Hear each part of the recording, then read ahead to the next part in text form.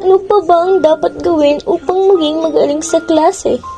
Pakiramdam ko, sa lahat ng aking ginagawa may kulang. May mali. Gusto ko lang naman maging masaya. Magkaroon ng mga kaibigan. Umiti na hindi umiiyak. Paano ba maging masaya? Si Cicel ay estudyante sa isang universidad sa Tacloban. Noong siya ay nasa sekundarya pa lamang, bago makakuha ng magandang marka ay kailangan niya munang mag-aral ng maigi. Hindi siya natural na matalino. Nasa kahulihan na ito kaya naman mas nahirapan siya sa pag-aaral na nagresulta ng pagbagsak sa isa sa mga kursong pinapasukan. Dahil sa sama ng loob at magulong isipan, ninais niyang mapag-isa sa dagat. Mula pa noon, karamay na niya ang presensya ng dagat. Maingay at magulo ang klase nang pumasok si Cicel. Kanya-kanyang kismisan at ginagawa ang mga ito. Pumasok ng tahimik si Cicel, wala naman siyang kaibigan. Sa likuran siya umupo upang walang magambala. Hindi niya makasundo minsan ng ibang kaklase dahil sa nararanasang problema. Minsan, nagiging magalitin at bugnutin si Cicel. Magdidilim na nang makauwi si Cicel galing paaralan. Kitang-kita sa mukha ang pagod at pagkawalang gana niya sa araw na iyon.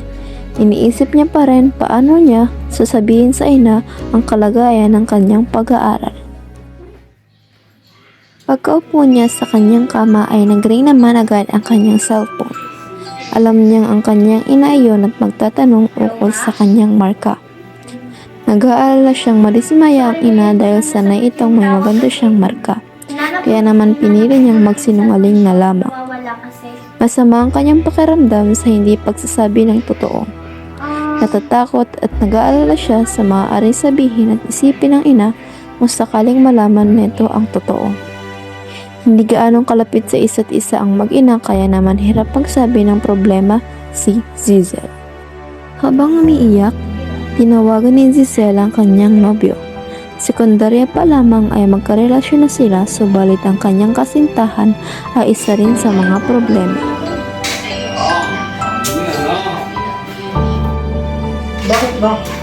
Pwede ba tayong mag-usap? Mamaya na, busy pa ako na ginagawa ko. Kailangan kita. Oo, mamaya. Saglit lang.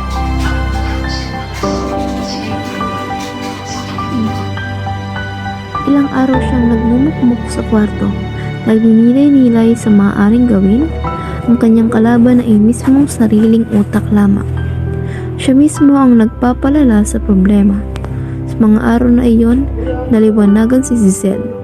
Wala siyang kaibigan dahil na rin sa palaging bugnutin at tahimik niya. Siya ang nagbibigay dahilan upang iwasan siya ng mga ito. Kaya naman unti-unti niyang sinubukan na makipag-usap at kinalaunan ay nagkaroon din siya ng mga kaibigan.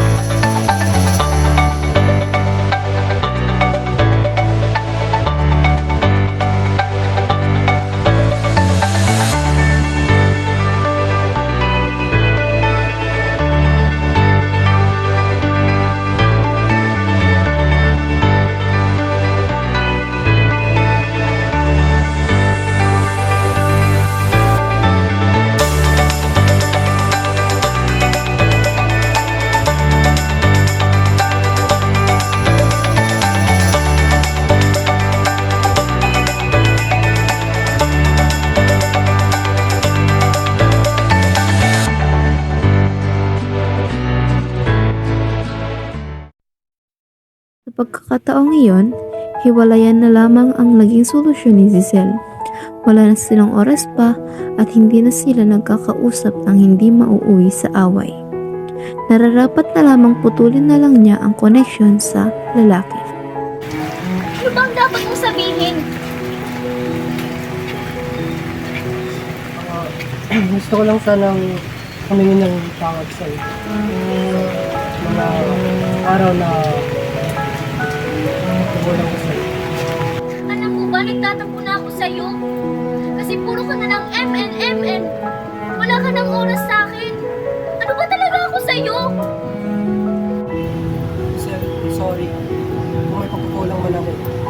gusto mo na natin pag-usapan ito. Kahit saglit lang. Sorry, hindi yan matutumbasan ng mga panahong kailangan kita. Ng mga panahong umiiyak ako. Dahil kailangan kita dahil wala akong kausap. Alam mo ba yun? Ikaw na nga lang yung nagkakaintindi sa akin, wala ka pa. Kasi puro ka ML. Ayoko na. Itigil na natin to. Wala na tong patutunguhan. Magaan sa pakiramdam kapag may napagsasabihan ng mga problema, maging kaibigan man, kamag-anak o mga alagang hayop tulad ng pusa. Unti-unting mabubulok sa pag-iisip ng mga masasamang bagay ang iyong utak kung ikaw ay magkukulong at iiwas sa mga mata ng iba. Subukan mong ngumiti kahit nahihirapan ka. Huwag damdamin ang mga pansamantalang problema. Makipag-usap ka sa iyong sarili kung tama ba ang iyong parusa. Huwag pangunahan ang mga mangyari, bagkus kahit sino man ay walang may alam sa bukas. Ang pagsisinungaling ni Zisiel sa ina, ang pag-iwas at hindi magandang komunikasyon sa kanyang kasintahan. Lahat ng iyon ay nagkaroon ng epekto o may kinalaman sa anong klaseng mag-isip si Zisiel. Ngunit alam din niyang hindi pa huli ang lahat upang itama ang kanyang pag-uugali. Sa bulong ng mga salita na sayaw sa hangin, isang simponi ng mga kaisipan na handang ialay natin. Mula sa mga kwento, sa mga sulat na di na ipadala. Komunikasyon, isang tunay kung saan ang mga puso'y umuupa. Sa wika ng mga mata, isang tahimik na usapan.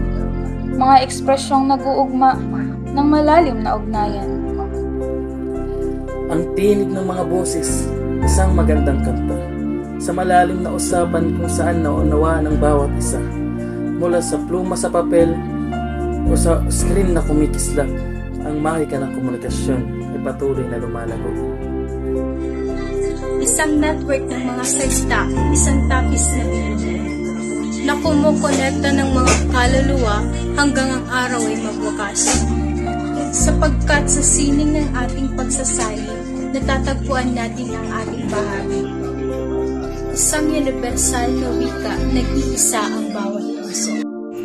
Sa mundong puno ng himig at salita, komunikasyon sa gisag ng pag-uugnayan, sa bawat titik at tinig, damdamin ay sumisiklab, nagbibigay saysay sa bawat isipan, sa bawat hiblan ng bawat titik at himig, naglalakot sumasalamin sa kalooban ng tao, nag-uugnay ng puso at isipan sa isa't isa.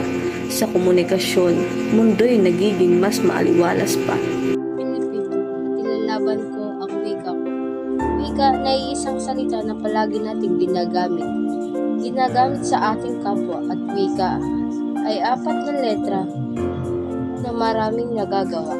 Atin naway gamitin, katutubong wika ang tumulong sa pag-uunlad natin. Salitang atin dapat ay tangkilikin, wikang kinagisnan ating gamitin. Distansya ang pumapagitna sa isa't isa. Ang salitang di lang nagpapalayo, kundi nagdudulot ng pagkakaiba. Pagkakaibang nagudyok sa pagbabago at pag-usbong ng maraming wika. Ngunit ikaw na wikang pambansa ang naging daan ng pagkakaisa. Komunikasyon. Komunikasyon ang naging sandalan ko. Sa pagtapak ko sa mundong ito ang naging tulay ko para mabatid ko ang mga nasa loobin ko. Ito ang nagbigay sa akin ng abilidad para malaman ang nais ng bawat tao. Salita dito, salita doon, masyadong maraming opinyon, pipe at bingi ay kabilang rin sa komunikasyon.